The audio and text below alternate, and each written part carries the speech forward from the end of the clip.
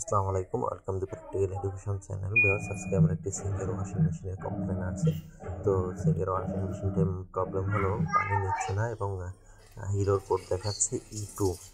তো এটি আমরা সিলেক্ট করবো আসলে যে কী সমস্যা, কী প্রবলেমের জন্য এটি পানি নিচ্ছে না এবং E2 দেখাচ্ছে।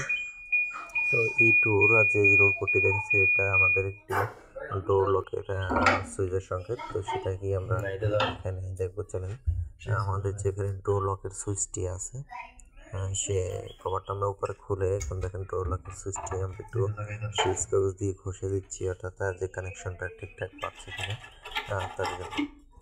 তো চলেন আমরা এটি কাজ করে তারপরে আবার চেক করে দেখবো যে আসলে আমাদের কাজটি সম্পূর্ণ হচ্ছে কিনা।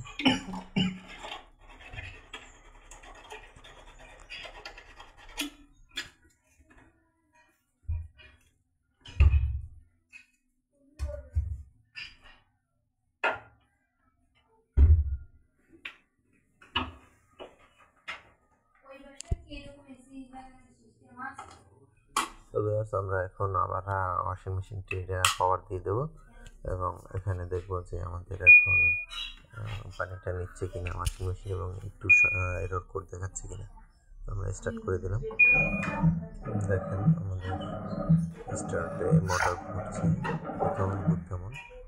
তো টাইমিং নিয়ে নিলাম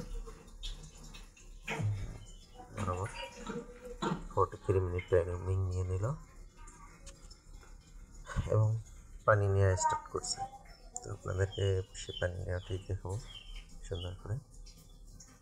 তো ভিউয়ার্স, এখানে এই E2-র সংকেতটি মূলত পাওয়া গেল যে আমাদের যে ডোর লক, অর্থাৎ আমরা যে উপরের শাটারটা অর্থাৎ ওয়াশিং মেশিনের যে দরজাটা অন অফ করি তার সাথে একটি সুইচ আছে যেটাকে আমরা ডোর লক সুইচ বলে থাকি।